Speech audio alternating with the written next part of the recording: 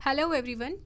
तो आपकी जो यूनिट है नर्वस सिस्टम, उसका एक पार्ट जो कि न्यूरॉन्स, जो कि बहुत ही मोस्ट इम्पोर्टेंट टॉपिक है, वो रह गया था आपकी इस लास्ट पार्ट में। हम इसको कवर कर लेते हैं।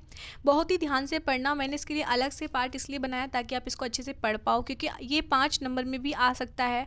और अगर नर्वस सिस्टम में से कोई भी आपका टॉपिक आता है तो न्यूरॉन्स आपके लिए मोस्ट इंपॉर्टेंट है। अगर नर्वस सिस्टम से रिलेटेड आपका टाइप्स आए या कुछ भी आए, आपको न्यूरॉन्स वहाँ पर ऐड करना है, क्योंकि ये उसकी स्ट्रक्चरल एंड फंक्शनल यूनिट है। तो न्यूरॉन्स आपके लिए बहुत मोस्ट इंपॉर्टेंट टॉपिक है, इसलिए इसको ध्यान से पढ़ना। इसकी स्ट्रक्चर को आपको पेंसिल से बनाकर देखना है अपनी नोटबुक में। और structure main important thing is in anatomy exam.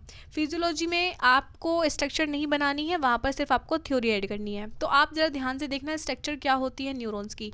तो न्यूरॉन्स की स्ट्रक्चर देखिए, यहाँ पर ये जो आपको पार्ट दिख रहा है थोड़ा सा गोल गोल सा, थोड़ा सा, इसको बोलते हैं सेल बॉडी। ठीक है, so ये सेल बॉडी होती है। और ये जो आपको ये लॉन्ग ट्यूब जो दिखाई दे रही है एज आ, उसको बोलते हैं हम एक्सॉन। ठीक है, और ये होते हैं टर्मिनल्स। ठीक है, और ये होते हैं डेंड्रॉइड्स, जो कि आपका इस तरह से ब्रांचेस की तरह फैले हुए हैं, इनको बोलते हैं डेंड्रॉइड्स। ठीक है, और ये आपकी न्यूरॉन की स्ट्रक्चर है। तो इसको देख लेते हैं न्यूरॉन्स होते क्या हैं। Neurons are the structural and functional unit of the nervous system that transmit nerves impulses. ठीक है, न्यूरॉन्स जो है वो स्ट्रक्चरल और फंक्शनल यूनिट है आपके नर्वस सिस्टम की, जो कि ट्रांसमिट करती है नर्व इम्पल्सेस को। दे रिसीव प्रोसेस, वो रिसीव करती है और प्रोसेस करती है and send information through electrical and chemical signals through out the body. जितने भी आपके सिग्नल्स होते हैं हमारी बॉडी में, इलेक्ट्रिकल और केमिकल, उनको पहुंचाने का काम आपका न्यूरॉन्स करते हैं। ठीक है, जो भी इंफॉर्मेशन होती है वो आपके न्यूरॉन्स के द्वारा ही आपके ब्रेन तक पहुंच पाती है। ठीक है, तो न्यूरॉन्स आपके ट्रांसमिशन का काम करते हैं, आपके सिग्नल्स पहुंचाने का काम करते हैं। ये हमारी बॉडी में बहुत ज़्यादा अमाउंट में प्रेजेंट होते हैं और ये हमारी बॉडी में सिग्नल्स पहुंचाने का काम करते हैं। अगर हम पार्ट्स ऑफ द न्यूरॉन्स के पार्ट्स की बात करें तो ये सेल बॉडी, जो कि मैंने आपको बताया, जो कि कितना बड़ा एकदम गोल गोल सा पार्ट है, इसको बोलते हैं सेल बॉडी। ये डेंड्रॉइड्स होते हैं जो फैले हुए होते हैं। फिर होते हैं एक्सॉन। ठीक है, जो कि मैंने ऊपर आपको बताया। फंक्शन की बात करें तो main function of the neurons, it receive and transmit nerve impulses through out the body. Main function का क्या होता है, न्यूरॉन्स को रिसीव करना। Neurons receive and transmit nerve impulses, जो कि नर्व इम्पल्सेस होती हैं, जो नर्व सेल्स होती हैं, उनको रिसीव करना। ठीक है, और उनको रेगुलेट करना। They help in communication between the brain. अब ब्रेन के और न्यूरॉन्स के बीच में कम्युनिकेशन चलता है, यानी कि जितने भी हमारे नर्व इम्पल्सेस होते हैं वो सारे हमारे ब्रेन से कनेक्ट करने का काम कौन करता है, हमारे न्यूरॉन्स, जो कि spinal cord and other parts, जो कि हमारे नर्वस सिस्टम के जितने पार्ट्स होते हैं, brain, spinal and body part जो भी होते हैं, उसमें कम्युनिकेट करने का काम कौन करता है, आपके neurons. Neurons also process information and coordinate response to stimuli. Neurons जो होते हैं वो ऑल्सो प्रोसेस इन्फॉर्मेशन का प्रोसेस करते हैं and coordinate response to stimuli, और स्टिमुलाई के प्रति अपना कोऑर्डिनेशन एंड रेस्पॉन्स दिखाते हैं और इन्फॉर्मेशन पहुंचाते हैं। ठीक है, ये आपकी इन्फॉर्मेशन पहुंचाने का काम कौन करता है, न्यूरॉन्स। और न्यूरॉन्स के 2 टाइप होते हैं, एक आपके फंक्शनल यूनिट के हिसाब से और दूसरा स्ट्रक्चर। यहाँ पर हम फंक्शनल के हिसाब से पढ़ते हैं आपके न्यूरॉन्स के टाइप्स। ठीक है, तो फंक्शनल के हिसाब से देखिए, फंक्शनल के हिसाब से 3 टाइप के होते हैं, सेंसरी, मोटर और इंटरन्यूरॉन। इंटरन्यूरॉन को हम दूसरे किसी नाम से जानते हैं, वो होता है, हाँ, इंटरन्यूरॉन ही है इसे। ठीक है, इंटरन्यूरॉन ही है। ओके, ठीक है, यहाँ पर हम देख लेते हैं। सेंसरी की बात करते हैं। These neurons take sensory information from the environment, getting poked with a needle and send the signal to the brain. यानी कि ये जो ब्रेन होते हैं, ये न्यूरॉन्स होते हैं, ये सेंसरी इन्फॉर्मेशन पहुंचाते हैं आपके एनवायरनमेंट से लेके। सेंसरी यानी कि जो एनवायरनमेंट में जो भी प्रोसेस चल रहा होता है, जो भी सेंसरी, जो हमें एनवायरनमेंट से, हमारे हाथ पे कुछ गर्म लग गया, ठंडा लग गया, या फिर हमें एकदम से गर्मी लग रही है, ये सारे न्यूरॉन्स जो सिग्नल्स पहुंचाते हैं आपके सेंसरी होते हैं। मोटर की अगर हम बात करें तो motor, these neurons communicate information from the brain to tissue organ throughout the body allowing the movement. ये जो न्यूरॉन्स होते हैं वो communicate information of the brain of tissue के ब्रेन तक, ब्रेन के टिश्यू तक ये इन्फॉर्मेशन प्रोवाइड करते हैं। ब्रेन टू टिश्यू, यानी कि आपके ब्रेन से टिश्यू तक और ऑर्गन्स तक, यानी पूरी बॉडी तक हमारे ये न्यूरॉन्स वर्क करते हैं। जो बॉडी में टिश्यूज़ होते हैं, जो बॉडी का मूवमेंट होता है, जो बॉडी अलाउ करती है मूवमेंट करने को, या बॉडी कहेगी कि हाँ चल ठीक है मुझे प्यास लग रही है, अब चलती हूँ, मैं पानी पीने जा रही हूँ, मुझे खाना खाना है, मुझे भूख लग रही है, तो हम उठ के चलेंगे, हमारे पैर काम करेंगे, हमारे हाथ खाना करने में काम करेंगे। ये सारा काम कौन से न्यूरॉन्स करते हैं? हमारे मोटर वाले न्यूरॉन्स, ठीक है। ओके, अभी बात करते हैं इंटर न्यूरॉन्स। ये क्या होते हैं? These neurons make up the body majority in the body, यानी कि हमारे बॉडी को मेजॉरिटी बनाने में, यानी कि एकजुट। They are essentially the middle man transmitting information between sensor and motor neurons, यानी कि ये जो मिडल मैन होते हैं, यानी कि बीच का काम करते हैं। ट्रांसमिटिंग इन्फॉर्मेशन बिटवीन, यानी कि जो उनके बीच की जो इन्फॉर्मेशन होती है न्यूरो सेंसरी की और मोटर की, ये उसको निभाने का काम करते हैं। जो बाकी का काम होता है, यानी कि मुझे भूख लग रही है, क्या खाऊं, तो उस बीच में हमारा दिमाग काम करेगा कि हमने तो ये बनाया था, हमारे घर में ये बना है, वो चीज़ ख़राब हो गई है, वो चीज़ रखी हुई है। जो मेमोरी हमारी वर्क करना काम करती है, सेंसरी और मोटर के बीच का जो काम करती है वो होते हैं इंटर न्यूरॉन, ठीक है। ओके, यानी कि प्लानिंग करना। ऐसे ही सेम यहाँ पर लिखा हुआ है same cheese. On the basis of structure neurons होते हैं आपके 3 टाइप के। इसमें 3 टाइप के होते हैं, ये वाला आप काट देना, ठीक है, ये वाला आप कट कर देना। यूनिपोलर, बाईपोलर और मल्टीपोलर, ठीक है।